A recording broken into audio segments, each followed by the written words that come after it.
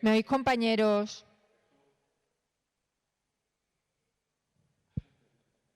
Juan. Juan. ¿Me oyes? ¿Me oyes? Sí, yo te oigo, Concha. Pero no te veo. Ahora sí.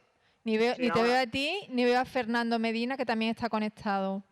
Ahora sí te veo. Y Fernando, ¿tú me oyes? Hola. Sí, te escucho perfectamente. Pero no te veo, Fernando. ¿No me ves? No. Ahora sí, ya. Discúlpame, ya te veo. Venga, muchas gracias a los dos. Vale, nada. Venga, hasta ahora. Ahora.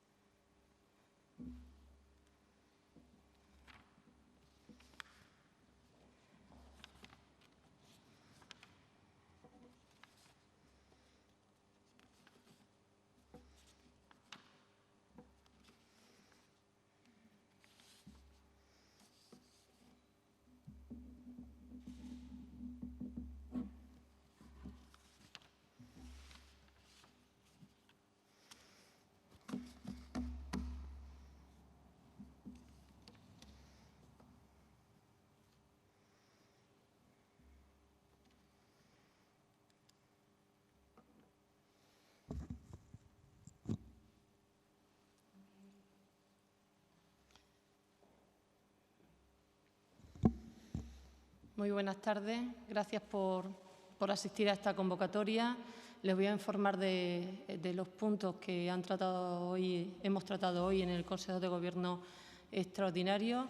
Concretamente, dos puntos que además afectan a la consejería que tengo responsabilidad, la Consejería de Educación y Empleo, concretamente el decreto ley que aprueba las medidas urgentes en materia de educación y también el decreto ley que aprueba medidas urgentes y extraordinarias para el mantenimiento y la recuperación del empleo en Extremadura. Les diré de forma breve, ya les anuncié el viernes pasado, en qué consistiría este decreto ley de educación, y lo que hemos tratado a través de este mecanismo es poder seguir tramitando de forma urgente los procedimientos, además que son ordinarios dentro de la gestión de la Consejería de Educación, para poder organizar en condiciones lo más normal posible el próximo inicio de curso 2020-2021.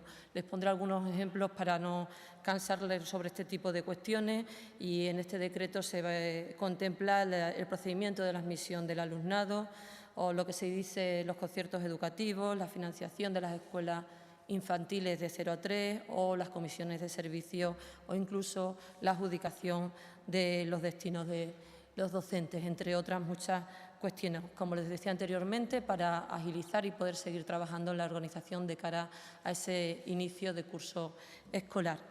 Y paso a hablarles con más profundidad del decreto de empleo que hemos aprobado hoy, un decreto que contiene además un paquete de medidas muy importantes de alcance y de magnitud orientadas principalmente a proteger el empleo, pero también ayudar a los más vulnerables y mantener el tejido productivo de nuestra tierra, destinada a autónomos, a micropymes, a personas afectadas por los ERTE y a desempleados, con el objetivo de facilitar ese tránsito una vez que finalice el estado de alarma a nivel general y especialmente, por supuesto, en nuestra región. Este decreto ley contiene un paquete de medidas importantes, como les decía anteriormente, por un importe de 58 millones de euros, del cual se van a beneficiar más de 65.000 personas. Lo hemos distribuido en 6 programas diferentes.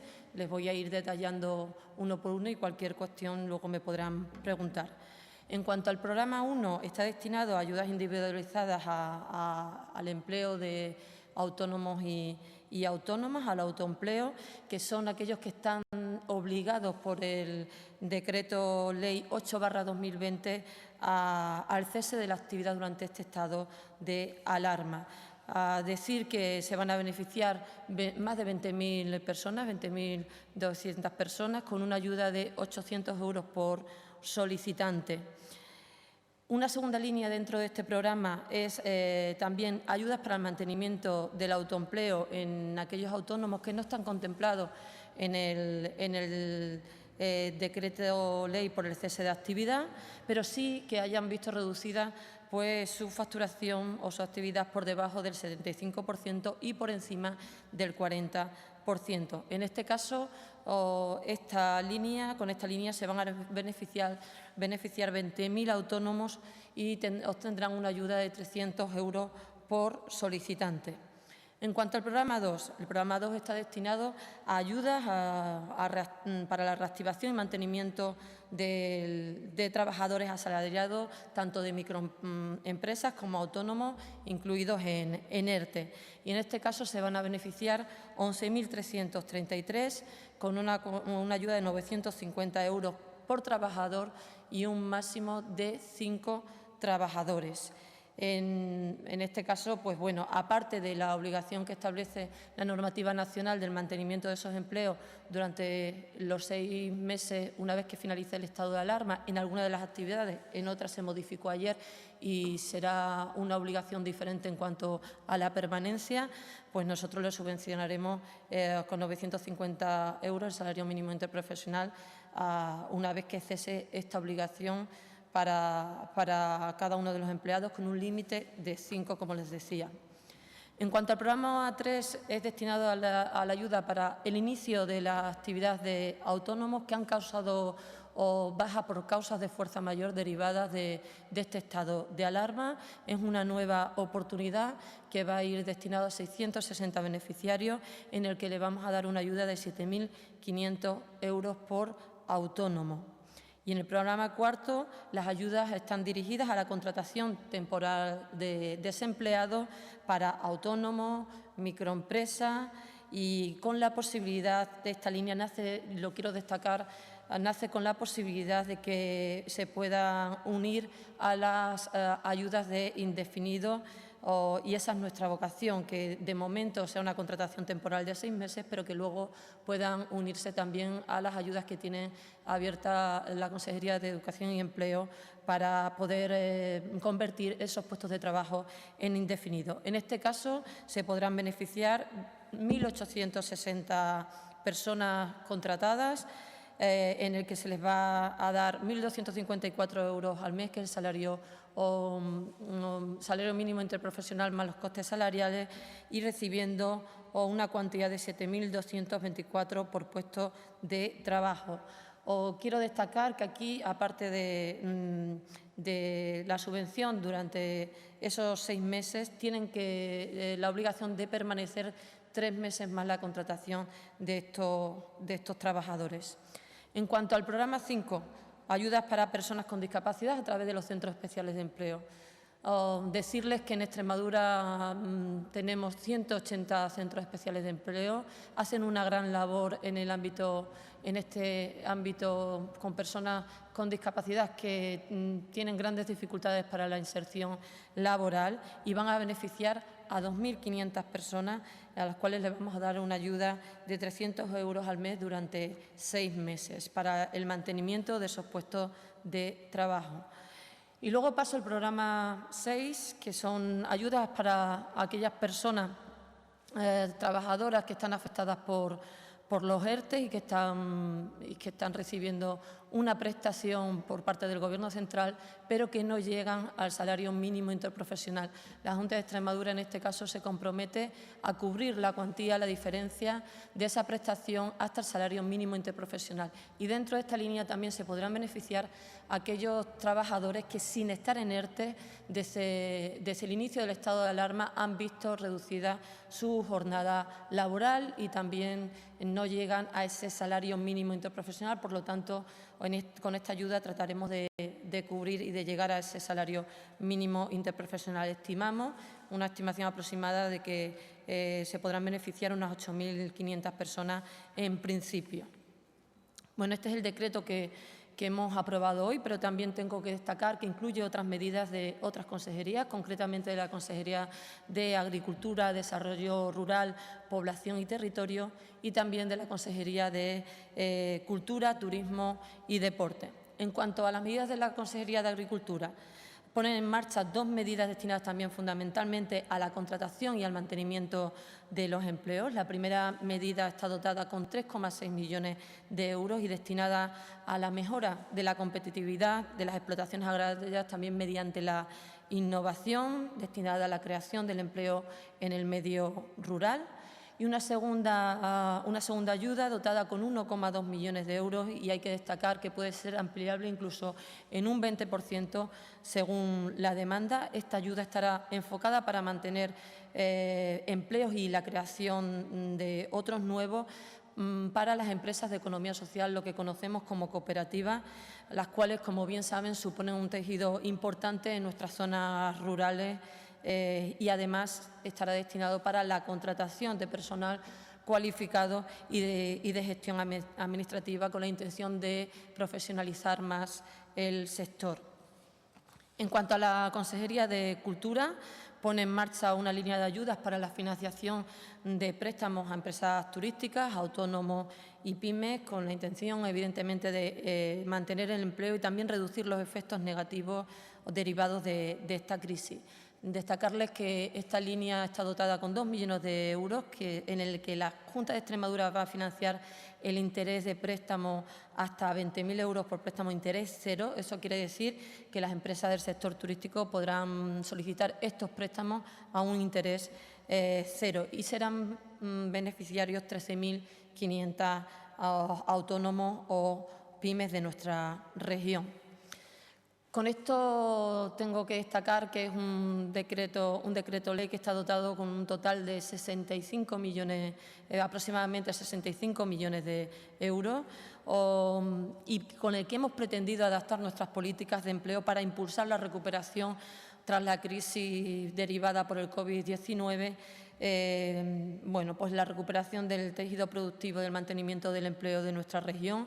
Son medidas que se complementan perfectamente con las aprobadas ya por el Gobierno central, y además amplían los beneficiarios a fin de que esa recuperación sea más rápida. Y además tengo que destacarles que están pensadas también para que nadie se quede atrás, con especial atención a trabajadores, autónomos, micropymes.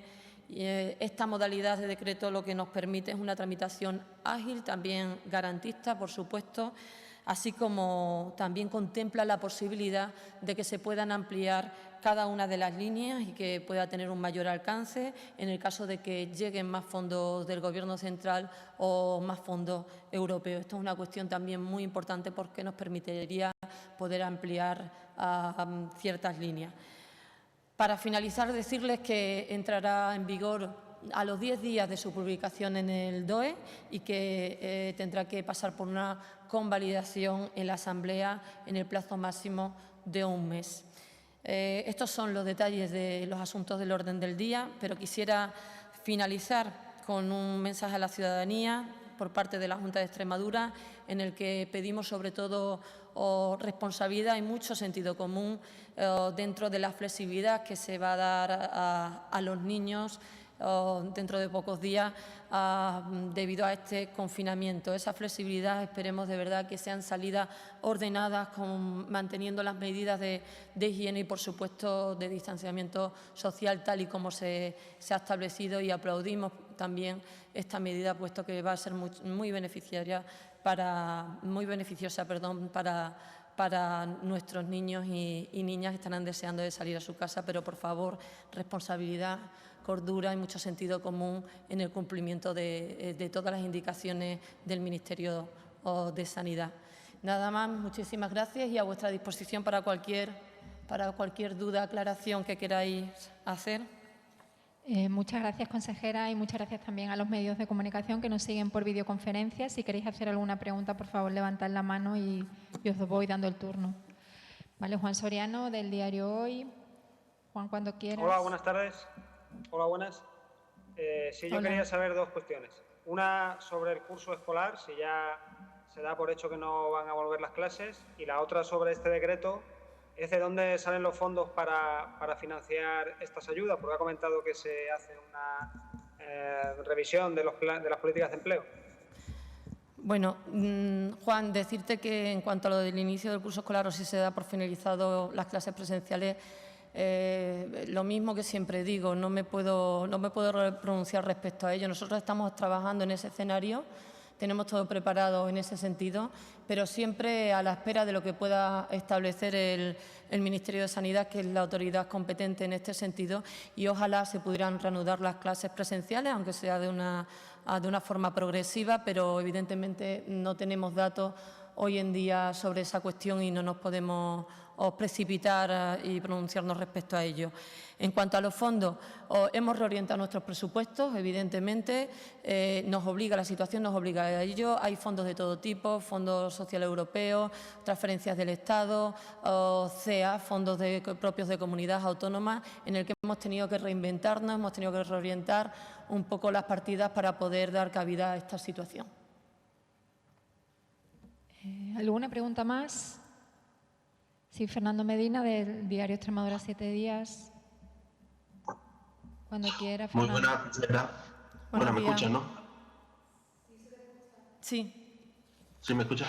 Sí. Bueno, ayer la coordinadora estudiantil decía que peligra la educación extremeña y hace una serie de peticiones a la Universidad de Extremadura, como por ejemplo que cada facultad sea la que tome sus medidas y soluciones ante esta crisis, y que se mantenga el precio de la matrícula del siguiente curso en el caso de que se suspenda dicha asignatura.